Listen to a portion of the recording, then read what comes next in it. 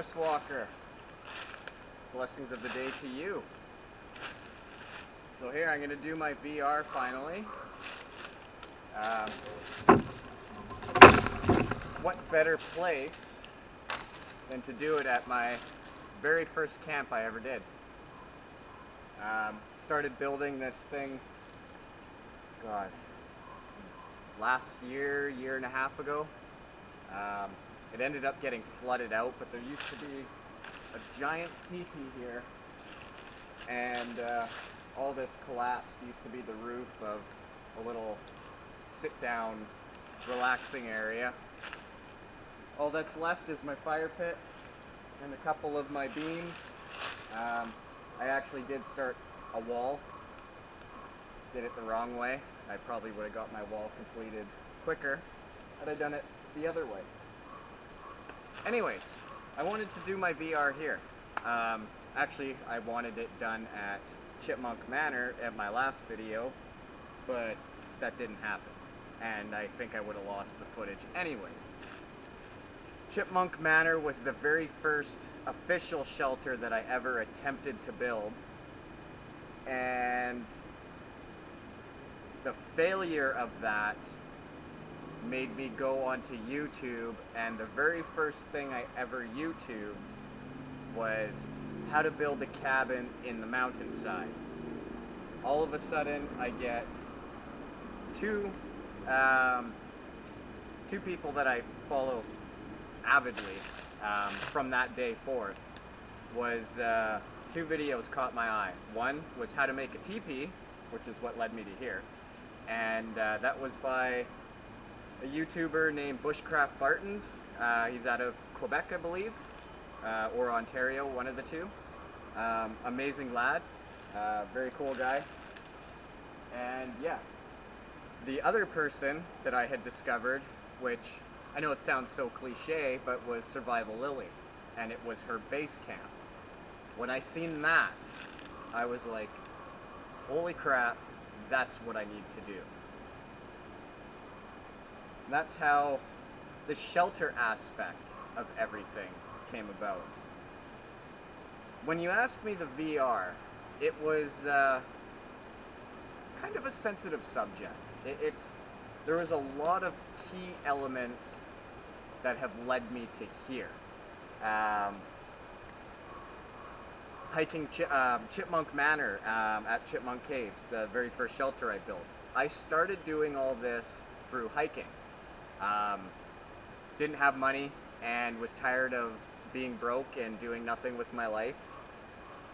I used to do paintballing when I was younger, and the thing I found with paintballing was I was, well, one, getting shot like almost instantly, because my gun was like, I spent a lot of money on my gun. So much money that I would set up for a shot and I would get shot. So, I had my first daughter, so we sold it, and no big deal, you know, that's life. But it was being in the forest that I found that I liked more. Like, I would get excited going to find the place that you were going to hide out during paintball. When I wasn't doing paintball group games, I would go out into little patches of forest and just shoot off some rounds and stuff like that. I guess my equivalent to back east, somebody with a rifle and stuff. I've shot a crossbow, I own a bow and arrow, but I've never shot a gun. Held a gun a couple times, but never shot a rifle, never officially shot a gun. Anyways, if I was to pinpoint the exact moment that I decided the woods needed to be a part of my life, it would be a book that I read.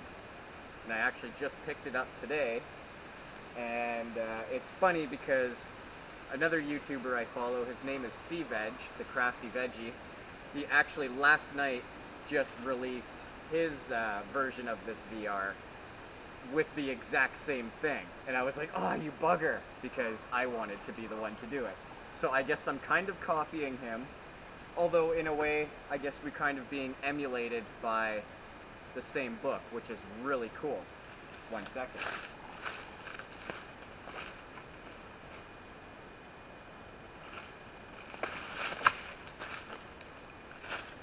when I was younger, um, didn't live, the best life, and used to use a lot of books and take my toys into the forest and play, just to kind of get away from all the bullshit. Jurassic Park would be one of two of my key things for my forest living. Jurassic Park was a huge influence on me. Started, playing with my toys, getting to be I was about 10 when the movie came out, so I was a huge collector of the toys, as my family's probably laughing right now, watching this. And once I started getting the toys and taking them out into the forest, it was about a year later, I actually picked up the book. Now, I don't know if it was before or after the Jurassic Park book, which is amazing and a hell of a lot better than the movie. And that's coming from someone who loves the fucking movie. But it would be this book. It's called My Side of the Mountain by Jean Craighead George. This book changed my life. My whole thought process of just being a kid, too, saying, fuck it, I'm gonna go live in the woods and be successful at it. It's funny, knowing everything I know in bushcraft now, never would have contributed the two together. But yeah, no, it's just funny. This book was probably my starting point to the idea of living primitively, living easily with no bullshit, no distractions in life, no burdens. About 5 years ago, no, 6 years ago maybe now, I started getting big into spirituality, and I used to practice Wicca, still do. I'm not Wiccan. I actually, over the course of 5 years of studying, I've learned 100 things that I am not, and I still don't know what I am. Although, I have a hell of a good idea as to what's right, what's wrong. My morals are in check. I try to do the best I can every day, so whatever religion is right, by default, I gotta be able to get into somewhere. If not, then, well then, sorry, probably wasn't for me anyways. But through my spirituality, and all my studies, I started picking up, started getting into herbal medicines. And this would be the key point to bringing me back into the woods, to actually where we are right now, as to why I started this, was through herbal medicines, and knowing that all my incense spells, all my flu medicines, my anxiety medicines, I can find them out here. All these pills everybody takes are compound derivatives from the willow tree, from the birch tree. I mean, this is all stuff that is bushcrafters, survivalist preppers, we already know this. The yarrow plant, the echinacea plant. I never knew any of this, that it was here, like literally in my backyard.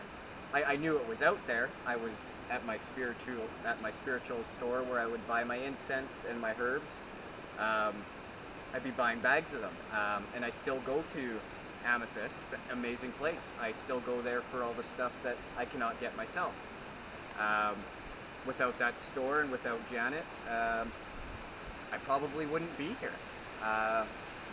So yeah, it was a huge pivotal turning point to get me out here, was through my spirituality. Going on that whole religion thing, sorry, if I was to say in the 5 years the one thing I learned that I am, be a keeper of the earth. I call myself a keeper of the earth.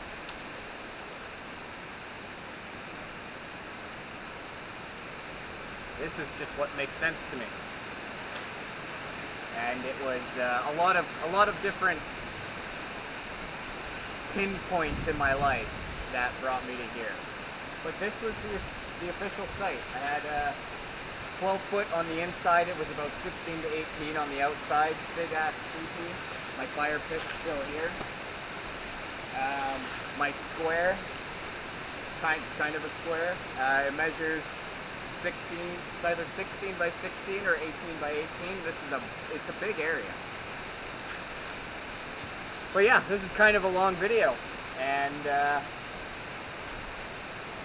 it's supposed to be a simple question. I guess simple questions deserve a hell of an explanation, or a hell of an answer. And this was mine. Yeah, hiking.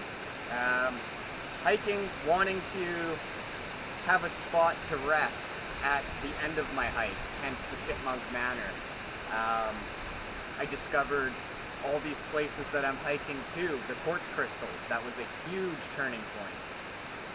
The quartz crystals and the herbal medicine called you call that wild crafting. You go out looking for your plants and herbs to eat or for medicinal use. I knew that as wild crafting. It was only through, like I said, when I YouTube searched how to build a cabin in the mountainside, because I thought building a cabin would just be simple like that. Oh hell no. It changed my life. That was only about 8 months ago. I learned the word bushcraft. Never heard of the word in my life. But it seemed to be, the word bushcraft seemed to be about 5 out of 10 of these little areas in my life that I was already exploring. It's getting pretty windy. Hiking for gemstones and quartz crystals. Like I said, looking for herbal medicine. Just hiking to get out into nature. Having a nice place to sit and be able to gather all my medicines and just kind of hang out and enjoy where I am. That all led me to the discovery of the word bushcraft. And that is my VR on how I knew, or when I knew, the woods needed to be a part of my life. Hell of an answer. Thank this book. And another one too, called Hatchet. Gary Paulson. Very old books. If you have not read them, which I'm sure everybody's read them, I read this in school. Yeah. That's my VR. Thank you. I actually think I might rebuild this place. It got flooded. There was a huge flood here, and everything was still standing minus my shelter, but my teepee was still here. I have this is my Better River Site A shelter. I have a Site B shelter just down over there, which a bum ended up moving in and destroyed. But all my poles and everything from my teepee that was here, I dragged about 300 meters into the forest, down that way, and I had built Site B with it. But it looks like I've left quite a bit of wood behind. My standing structure has fallen, so screw it, why not? I think I'm going to rebuild my base camp, see if I can flood-proof it. And if not, well then, just like Carlisle, I'll have like a flood camp, if you will. Anyways, Forest Walker, thank you very much for asking me to do this. This was very cool. I've never done anything like this before. The only reason why I started doing YouTube videos was my Facebook site called Follow the Rabbit Trail. That's where all my hiking photos and stuff were.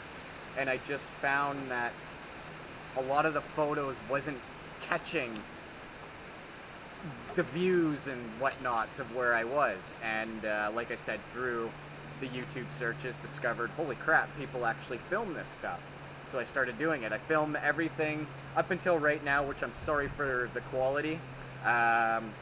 This is the first time officially using that GoPro cam for a video, other than the test that I had done on my video or my channel that you've seen.